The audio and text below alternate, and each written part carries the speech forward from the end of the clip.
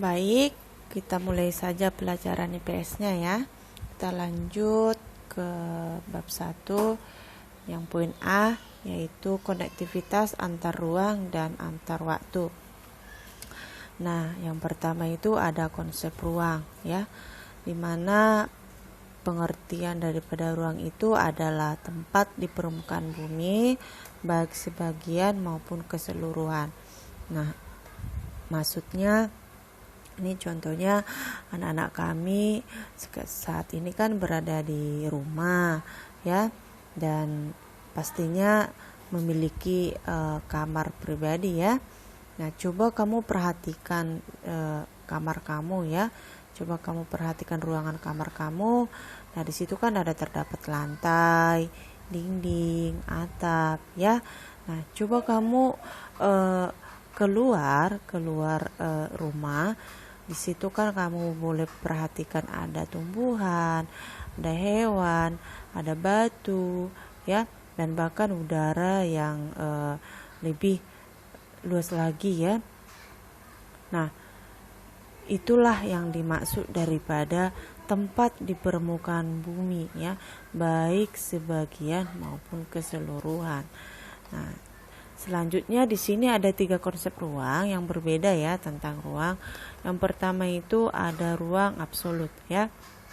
Nah, ruang absolut ini adalah lokasi pada garis lintang dan bujur ya. Lokasi garis lintang dan bujur, dimana itu garis lintang adalah garis khayal yang digunakan untuk menentukan lokasi di bumi terhadap garis khatulistiwa pada globe dan peta ya.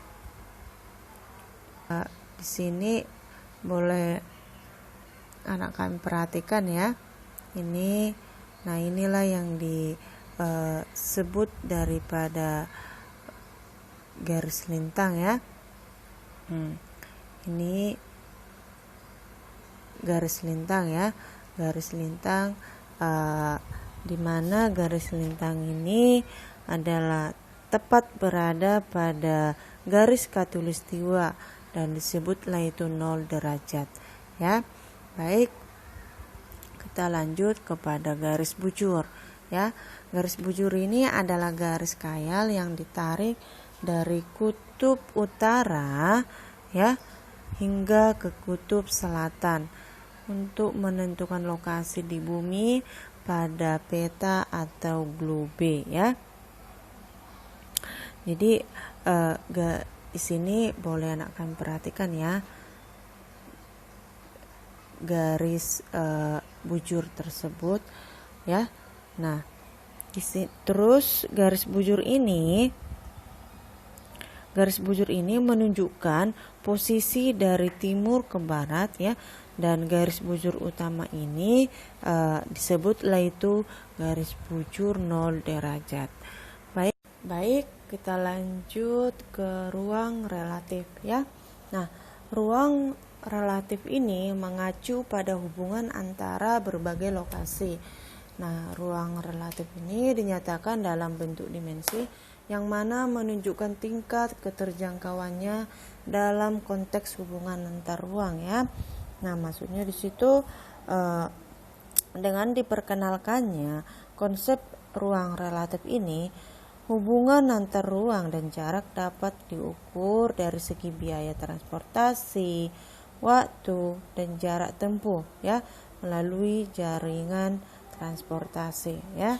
Nah, selain itu juga kemajuan teknologi seperti penyebaran gagasan atau informasi juga ikut mempengaruhi ya. Nah, terus yang berikutnya adalah ruang relasional. Ruang relasional ini adalah ruang yang menjadi bagian intrinsik dari keberadaan kita di dunia ya.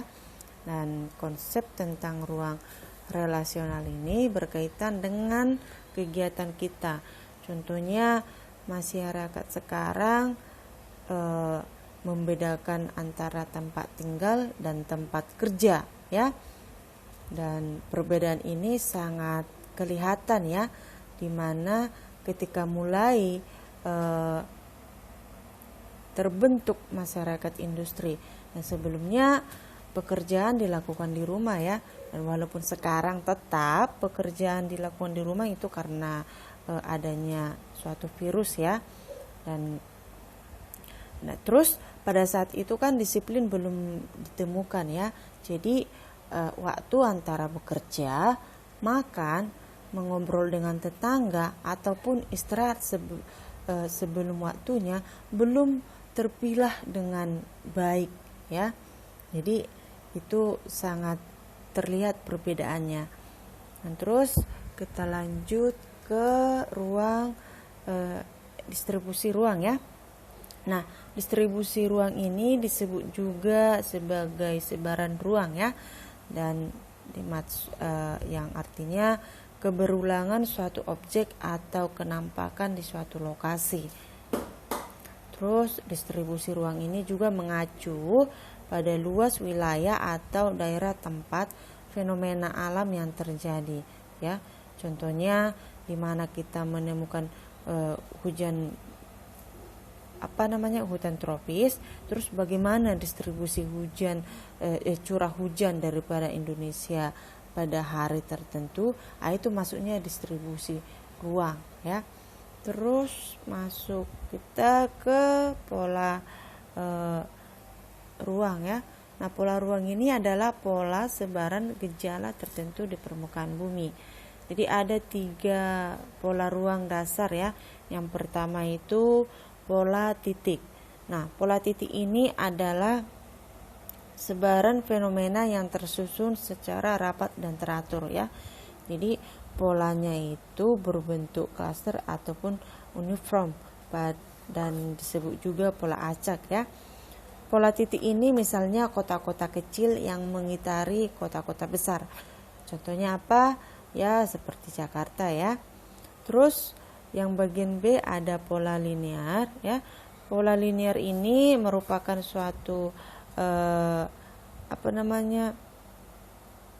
manfaat untuk menunjukkan pola jalan atau sungai ya, ataupun pola permukiman penduduk yang mengikuti jalan raya, rel kereta api dan sungai ya. Dan biasanya itu pola linear ini disebut sebagai representasi linear yang bisa kita gunakan untuk menunjukkan sesuatu ya. Terus yang ketiga ada pola area ya. Pola area ini adalah berfungsi untuk menunjukkan luasan daerah tertentu. Dan biasanya pada peta ya, biasa terdapat di peta, yaitu untuk mengidentifikasi menggunakan arsiran atau warna ya. Jadi pola ini menunjukkan suatu populasi ataupun suhu di wilayah tertentu ya, dan juga daerah yang terkena wabah penyakit ataupun peristiwa sejarah. Baik, lanjut kita ke konsep waktu ya. Nah, dalam konsep waktu ini ada 4 fenomena ya. Yang pertama itu peristiwa siang dan malam. Nah, anak-anak, di sini ada animasi proses terjadinya siang dan malam. Ada 5 fakta yang menarik dalam proses terjadinya siang dan malam. Yang pertama, matahari selalu memancarkan cahaya sepanjang waktu. Yang kedua, bumi mengelilingi matahari, bukan matahari yang mengelilingi bumi. Yang ketiga, bumi berputar pada porosnya, yang biasa kita sebut sebagai rotasi bumi. Rotasi bumi inilah yang menyebabkan terjadinya siang dan malam. Yang keempat, sekali putaran, bumi secara penuh memerlukan waktu 24 jam. Yang kelima, bumi juga mengelilingi matahari yang disebut revolusi bumi. Proses ini membutuhkan waktu 365 hari. Nah, setelah memahami fakta menarik ini, yuk kita simak bagaimana terjadinya siang dan malam. Terjadinya siang dan malam karena rotasi bumi atau perputaran bumi pada porosnya. pada saat belahan bumi terkena sinar matahari, maka daerah tersebut memerlukan siang hari. Sebaliknya, daerah yang tidak terkena sinar matahari disebut malam hari. Nah, itulah proses terjadinya siang dan malam. Anak-anak, intinya proses ini terjadi karena adanya rotasi bumi atau perputaran bumi pada porosnya. Ya, baik, kita lanjut ke bagian B ya. Nah, tadi sudah ditampilkan bagaimana proses terjadinya siang dan malam. Nah, anak-anak kami sudah melihat dan sudah menonton. Nah, sekarang kita masuk ke bagian B, yaitu peristiwa waktu. Perbedaan waktu tidak terlepas dari zona waktu ya. Nah, zona waktu di dunia ditetapkan berdasarkan hubungan antara garis bujur, rotasi bumi, dan waktu. Nah, ini ada gambar jam ya, ada gambar jam di mana gambar jam ini yang dimaksud adalah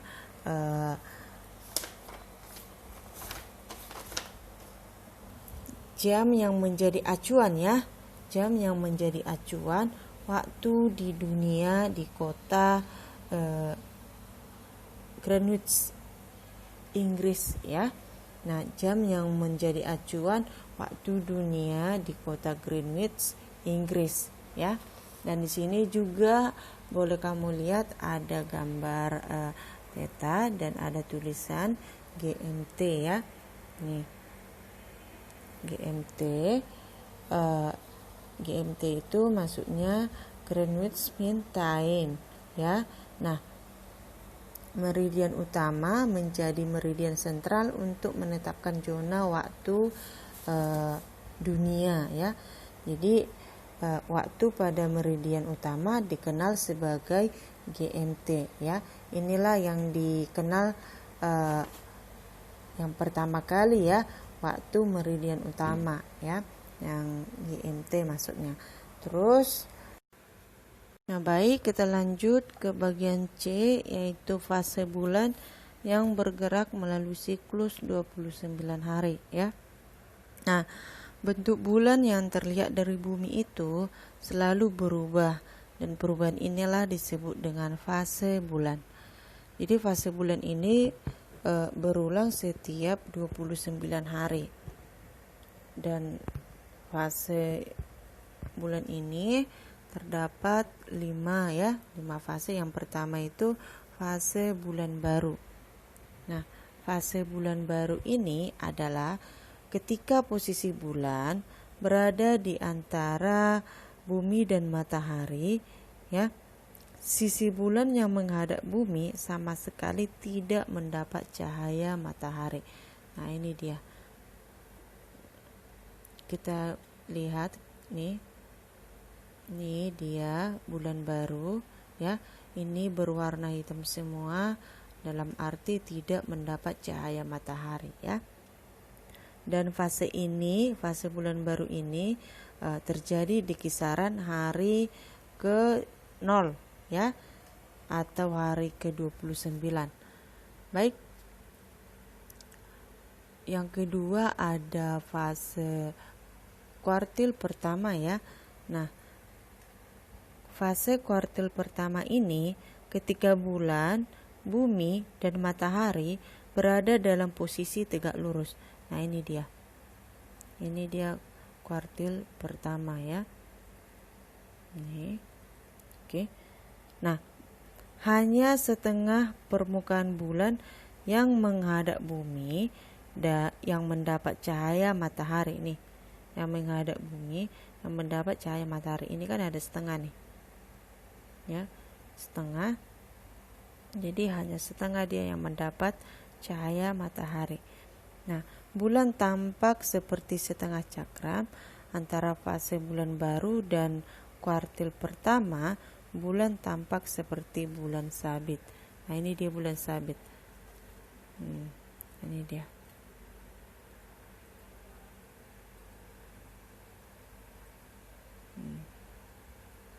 Seperti bulan sabit ya. Baik, lanjut yang ketiga yaitu fase bulan purnama. Nah, fase bulan purnama ini ketika bulan, bumi, dan matahari tampak segaris. Ini nih. Ini segaris nih. Ya. Posisi bumi ada di tengah bulan dan matahari. Nah, terus semua permukaan bulan yang menghadap bumi mendapat sinar matahari. Nah, ini dia. Yang kuning semua berarti dia mendapat sinar matahari ya. Dan fase ini terjadi di sekitar hari ke-14. Baik, yang keempat yaitu kuartil ketiga ya. Nah, yang kuartil ketiga ya, kuartil ketiga ini yaitu di mana bulan, bumi, dan matahari dalam posisi tegak lurus. Ini dia ya.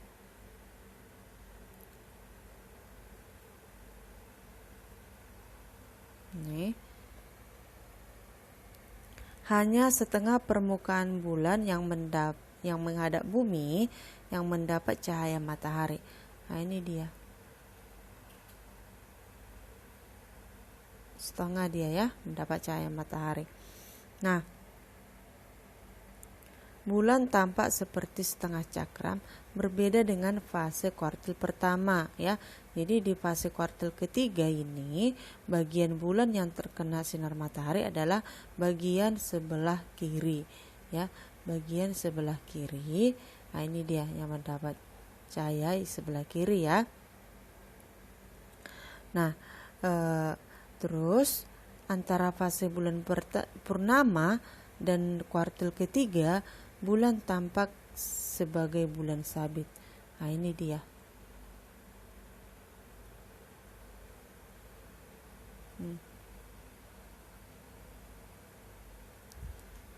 Ya. Terus fase yang selanjutnya yaitu fase kuartil keempat. Fase kuartil keempat ini adalah posisi bulan kembali menjadi bulan baru ya. Habis itu kembali menjadi bulan baru. Nah, ini tadi yang seperti bulan sabit ya, yang fase kuartil ketiga. Nah, posisi bulan baru, terus bulan sinodis yang berpatokan pada fase bulan dijadikan standar perhitungan kalender Islam atau kalender Hijriah. Dan fase ini terjadi di kisaran hari ke-28. Nah, ini dia kembali lagi dia seperti posisi bulan baru ya. Kembali jadi dari fase bulan pertama ya, terus mengikuti ke fase kuartil pertama, kuartil kedua, kuartil ketiga sampai kuartil keempat ya, hingga dia kembali ke bulan baru.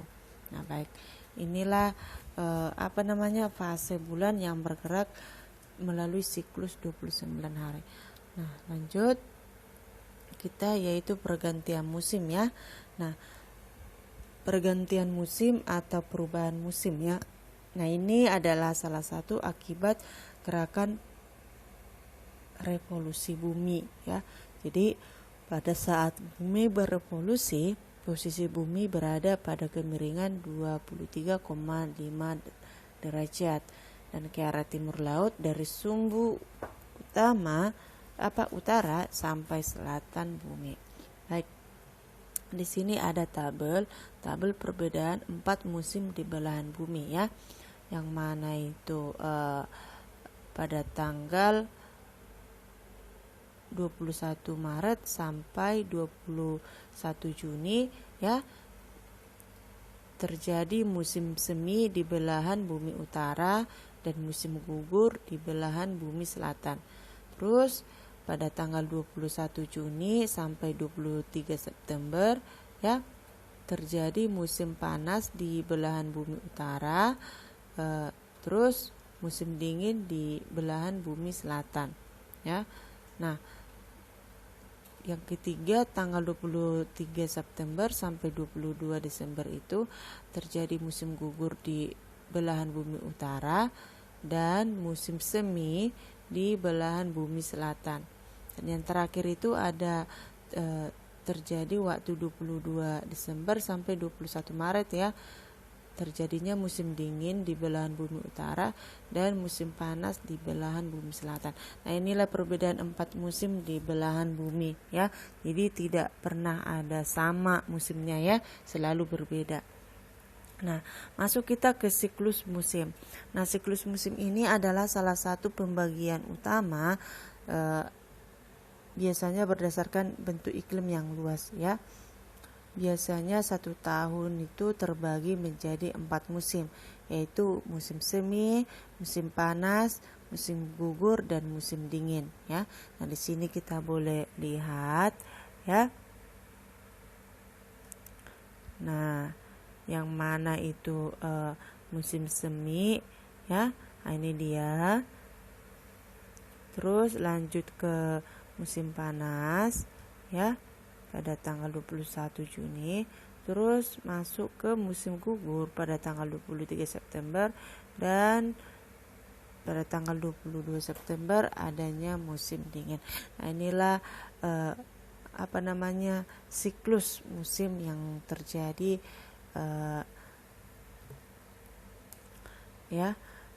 yang terjadi pada perubahan musim atau pergantian musim. Baik, kita lanjut ke bagian yang kelima, yaitu konektivitas antar ruang dan antar waktu. Yang bagian A ada interaksi dan pemenuhan kebutuhannya. Nah, upaya pemenuhan kebutuhan ini menimbulkan suatu interaksi sosial ya, yaitu hubungan timbal balik berupa aksi saling mempengaruhi antara individu antara individu dengan individu, dan antara individu dengan kelompok, dan juga kelompok dengan kelompok ya. Adanya suatu hubungan timbal balik ya, atau hubungan sosial. Jadi saling mempengaruhi ya. Terus ada juga yang syarat utama dalam konteks sosial dan berkomunikasi ini ya.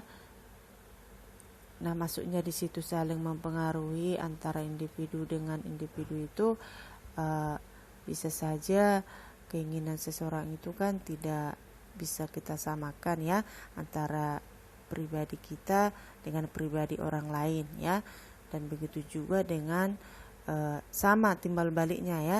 Jadi kita itu tidak bisa menyamakan keinginan kita dengan orang lain, dan begitu juga dengan orang lain dengan kita ya.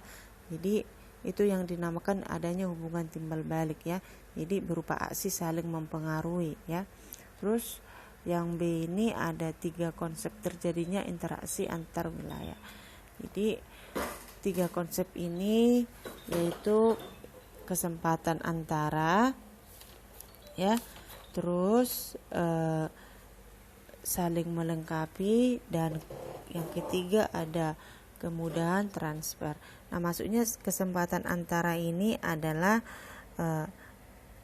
transportasi yang membaik antara dua tempat ya, terkadang dalam menimbulkan perubahan pada pola interaksi tradisional. Misalnya ya, di kota A terhubung dengan kota B melalui jalan tanah sejauh 5 km, dan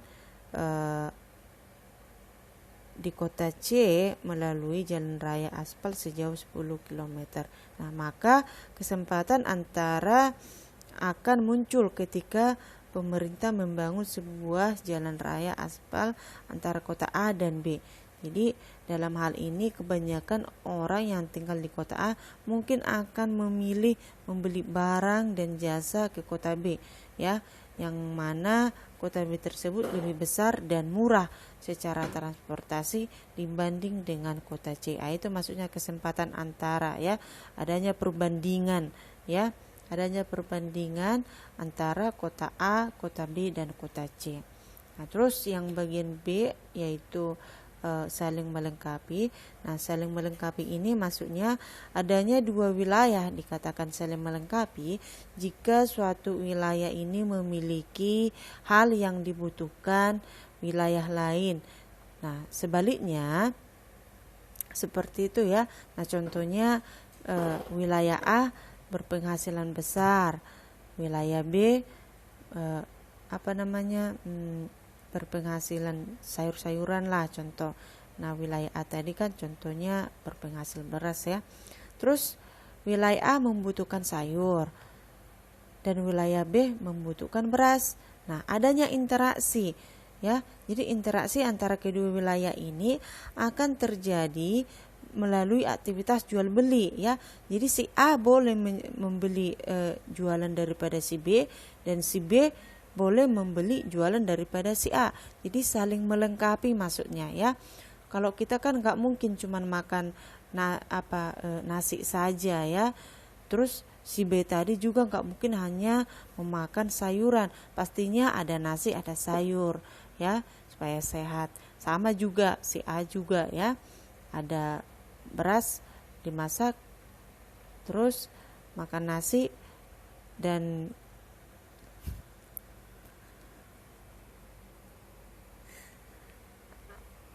ya.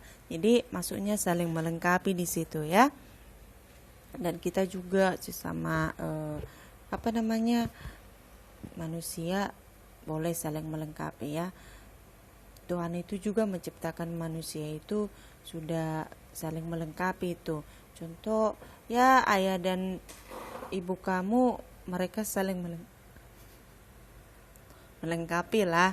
Contoh si ibu pintar masak, si bapak pintar cari uang ya. Jadi saling melengkapi. Kalau cari uang dua-duanya sibuk, terus yang masak siapa? Yang kasih makan anak-anak siapa? Jadi itu maksudnya harus saling melengkapi. Bekerja di rumah juga saling bekerja sama ya. Nah, terus masuk ke nomor 3 yaitu kemudahan transfer. Nah, kemudahan transfer ini menunjuk pada biaya yang harus dikeluarkan dalam mengirim barang ya. Jadi barang-barang berharga tinggi dan ringan seperti perhiasan misalnya ya, dapat dikirim ke berbagai penjuru dunia sehingga adanya interaksi dapat terjadi dengan hampir seluruh wilayah. Jadi adapun barang yang relatif murah dan berat ya seperti batu bata umumnya dibeli tidak terlalu jauh dari lokasi produksi ya. Jadi hal ini yang terkait adalah infrastruktur dan jalan itu sendiri ya. Jadi jalan yang rusak dan jalan yang dilalui akan mengurangi terjadinya interaksi antar wilayah. Nah, contohnya kita lagi bangun rumah nih. Jadi kalau kita bangun rumah, masa kita harus beli batu batanya atau batu-batuannya? Kita bangun rumah contohnya di Bekasi, masa kita beli dari Sumatera? Karena udah jauh. Nah, itu maksudnya ya. Jadi tidak perlu. Nah, itu dimaksud di sini. Adapun barang yang relatif murah, jadi maksudnya dibandingkan dengan harga emas kan udah lebih mahal emas lah daripada batu bata dengan batu alat bangunan rumah lah istilahnya ya. Nah, di sini dikatakan adapun barang yang relatif murah dan berat seperti batu bata umumnya dibeli tidak terlalu jauh dari lokasi produksi. Itu maksudnya ya. Baik. Nah, itulah